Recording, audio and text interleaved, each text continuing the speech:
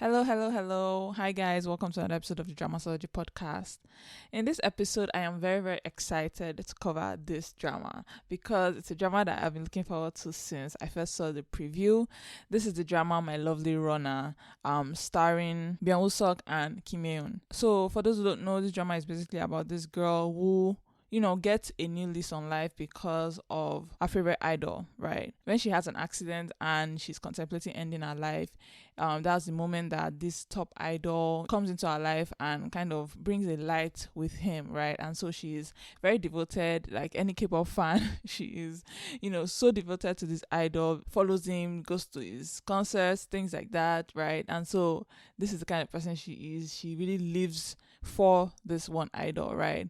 Unfortunately for her, at some point, this idol is said to have tragically passed away, right? And so you can imagine for somebody like our lead, Sol, she is immediately devastated by this news because again, she is kind of tied her existence to this person that, means a lot to her, right? And so she's very, very saddened by this. But for some odd reason, she's able to somehow travel back in time, 15 years back in time to the past, where she actually meets this idol before, obviously, he was an idol, was still in school. And our goal now is really to save him, right, from himself, right? Because the way she understands things is that he committed suicide, right? And so she's going back and trying to make sure that he's in the best possible mental health going forward. And so that's really our goal, right? And so yeah, that is the story. Now, for those who know me and you've been listening to my podcast for a while, you will know that I am a huge, huge fan of the rebirth trope. That is like when a character goes back in time and relives her life over again. So for those who know me, you know that that's probably why I am so into this drama and why I was looking forward to this. Then you now add the fact that it has Byung Woosuk and Kim Hye-un in this. Like, you knew I was gonna watch this. Like, this is easily my most anticipated drama so far. I've really not thought about any other drama but this drama. I mean, Ijewook's drama, I really anticipated that one as well, but it was a huge, huge disappointment for a bunch of reasons. But other than Ijewook's drama, this is a drama that the minute I saw the preview, I was like, oh my god, I have to see this drama, and I am basically dying at this point. So only 2 of the 16 episodes have aired, and I watched those 2 episodes, and again, I just want more at this point. I don't know why I do this to myself. I really should not be watching dramas on air, but I can't help myself. They are just so good. And so I've watched the first 2 episodes and they are so very, very good. Like I said, this drama stars Byung Woosuk. Byung Woosuk plays Ruseon Ji, who is the idol, right? And then we have Kim Hye-un, who is the other person casted in this as a female lead, and she's playing Sol, who is that girl that is obsessed with the star, right? And so they are the 2 couple in this. You also have Song Gun-hee playing Kim Tae-sung and Lee Sung-hyo playing Baek-in-hyuk, right? And so these are like the 4 main cast in this, right? And I have to say, just on Byung Woosuk, I love Byung Woosuk because he's one of those like actors that give me a lot of nostalgia, because I've seen him in a lot of things where he's ended up dying, right? He has really traumatized me and a lot of fans, like K-drama fans, because he always dies in his dramas, and it's always dramas you never expect him to die in.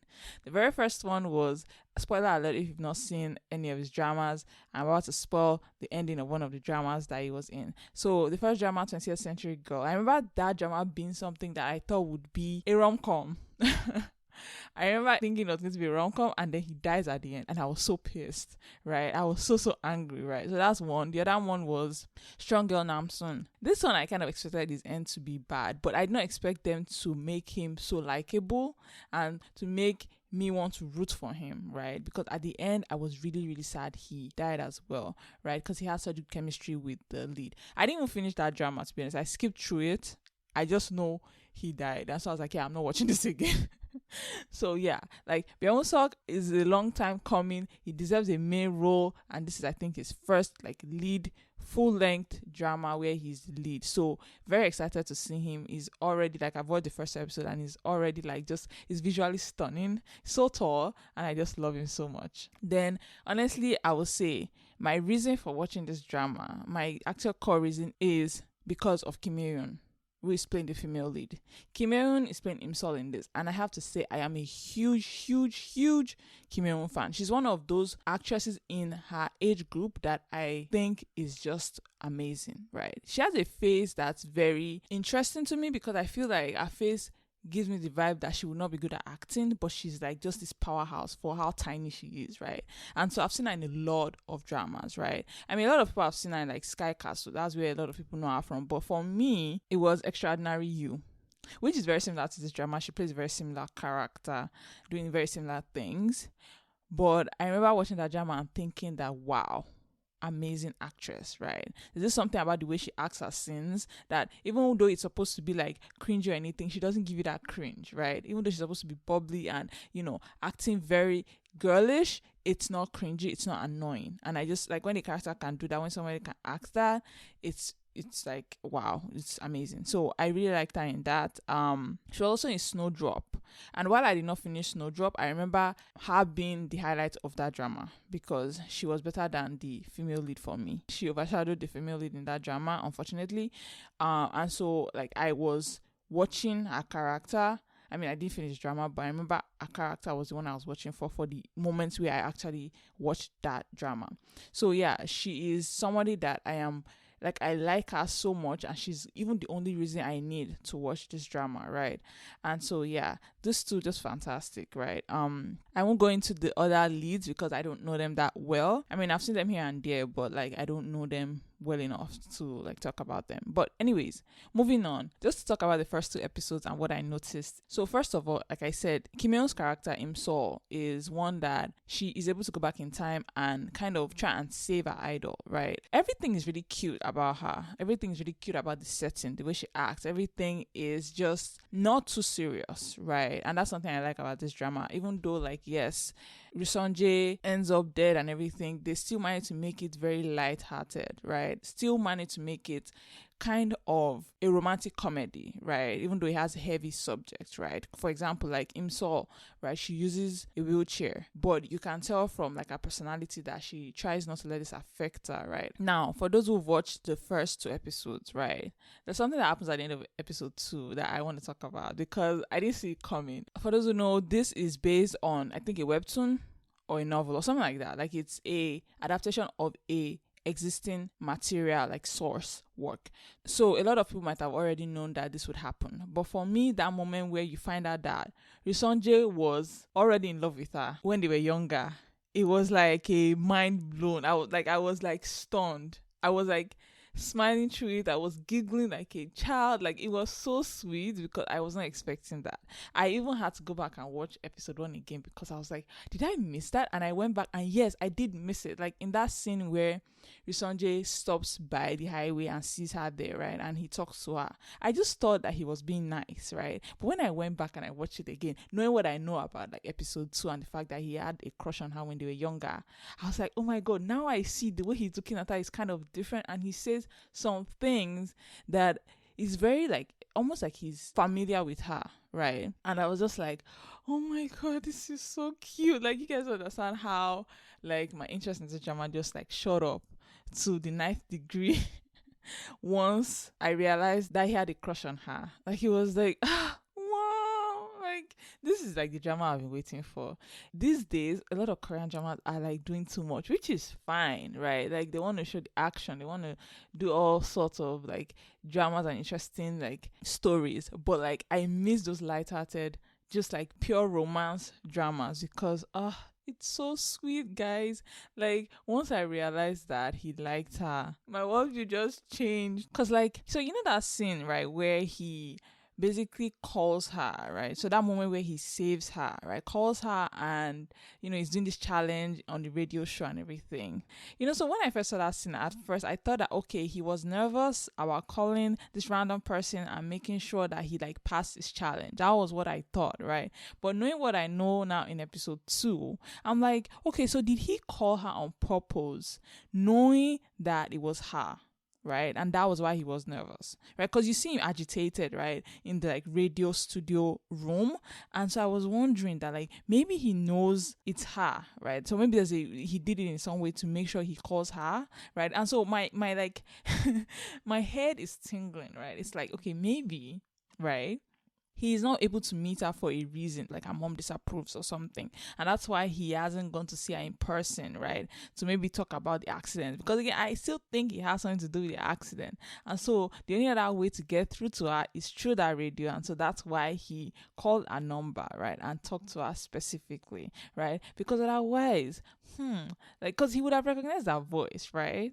Honestly, if you're in love with somebody, you would know what they sound like on, like, when someone is talking to you, right? So that's my theory on that as well, right? So I feel like, again, ties everything together, right? Their whole life has been intertwined over the years, and she doesn't know, right? Like, because obviously, why would an idol stop for a random person on the sidewalk, right? On the highway too. It's not just any sidewalk, it was on the highway sidewalk, right? So that is my theory, right? And I think I'm onto something. I'm onto something, guys. And I really should have put two and two together, because like there's a scene before that, right, where Risanje's friend is telling him that Imso likes Kim Tae-sung, right? And Risanje seems immediately like angry. He seems jealous. And I was like, that's odd. Like, I get that, like, she's been clinging on to you and everything this past few, like, scenes. But, like, for you to just fall in love with her that quickly, I was like, that seems a little odd. But I was like, it's romance and they want to speed up the romance. I'm fine with it. But then, when I saw the end and saw that he actually liked her, I was like, oh my God, that's why he was pissed. He already knew her before. Like, they are neighbors and everything. All this while, she's lived life not knowing she knew him or that he knew her and everything, right? Her accidents and the reason why she had to start using a wheelchair is also tied to him. I just don't know how. I even think his retirement, the fact that he wants to retire, might also be because of her, which is like just the like romantic part of me that wishes that to be true, right? But it's just something about the way they've tied the story. I feel like they are actually more tied together and interconnected over the years, that she doesn't know it, but he knows it, right? And that's kind of what's driving him to do a lot of things. But anyways, moving on.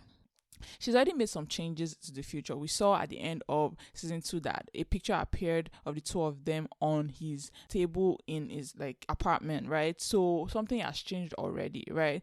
I mean, it's funny because she can't change anything in the world she's in, right? Like, she can't try and tell him what will happen. The timeline just freezes, right? And so no one can actually hear what she's saying, right? And that's very interesting. It's a very interesting like plot this thing that they've shown in there that is going to make her try and work hard in a different way to make sure things don't happen, right? She's going to have to actually put efforts to make sure those things don't happen. So that's very interesting to me too, that that is there.